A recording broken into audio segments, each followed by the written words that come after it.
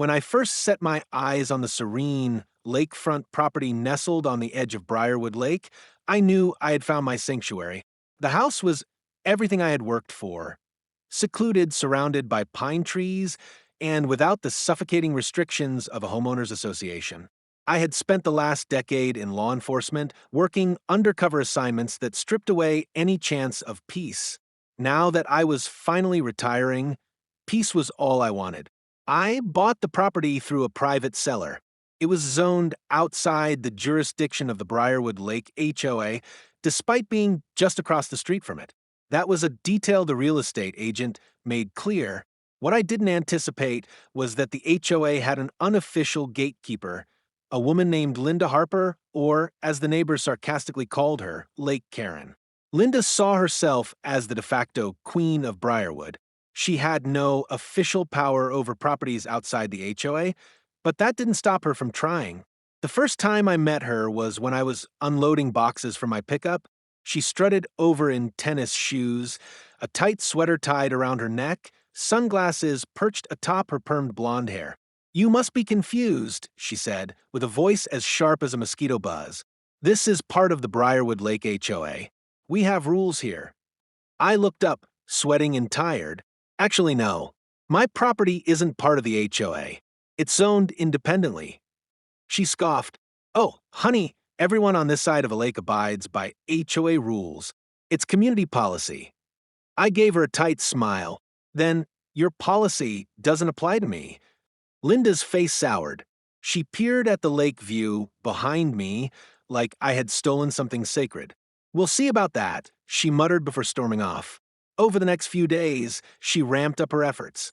First came the notes, passive-aggressive letters taped to my mailbox about lawn standards and approved paint colors. Then the fake HOA welcome packet that conveniently left out that I wasn't a member. I ignored it all. But it wasn't until I installed a 6-foot wooden privacy fence that she truly lost it. "You can't build that here," she shrieked from the sidewalk as I drilled the final screw. "It violates HOA ordinances." "It's my land," I replied calmly.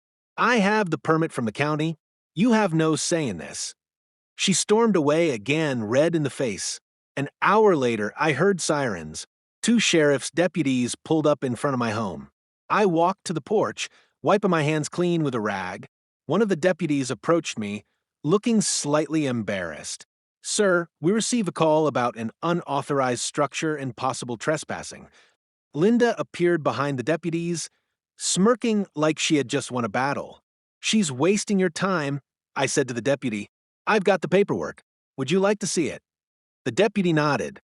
I walked back inside and returned with a manila folder, handing it over.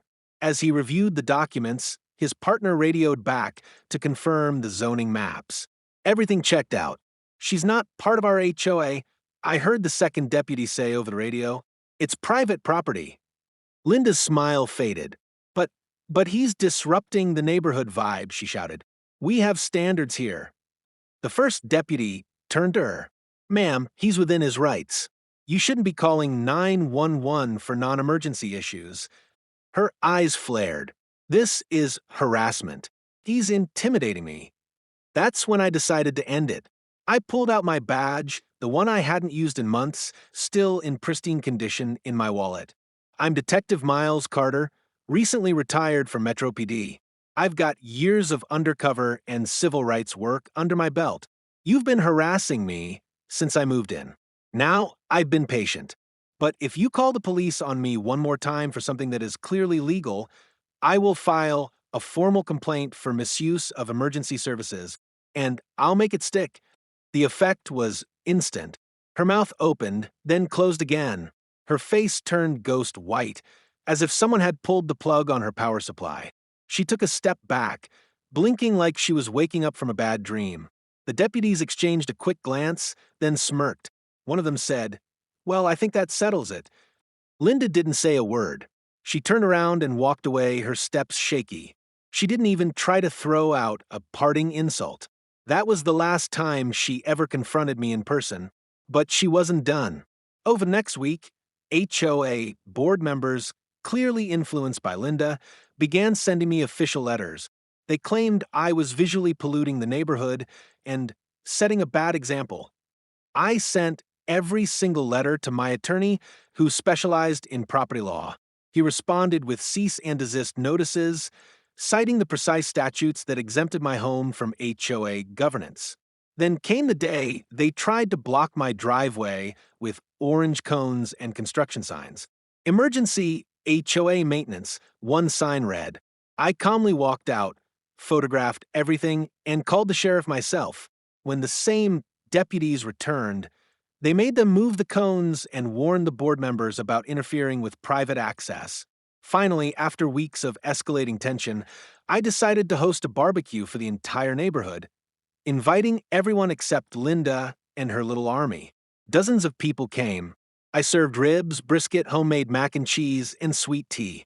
Music played, kids splashed around in inflatable pools, and everyone laughed. Turns out, most of the neighbors didn't like Linda either. They had tolerated her for years because they thought they had no other choice. She's the reason my daughter's lemonade stand got shut down. One mom whispered to me, "She fined me $200 for planting daisies instead of tulips," said an elderly man shaking his head. That barbecue turned everything around.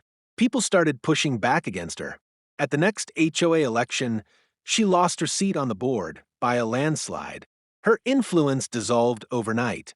Now, I sit on my porch most mornings sipping coffee while staring out at the peaceful lake. The fence is still standing. My grass is just the way I like it, slightly wild, full of personality. And best of all, no more fake rules, no more threats, no more Karen, just peace, and a badge that only came out when absolutely necessary. Subscribe to my channel Black CEO for more amazing stories.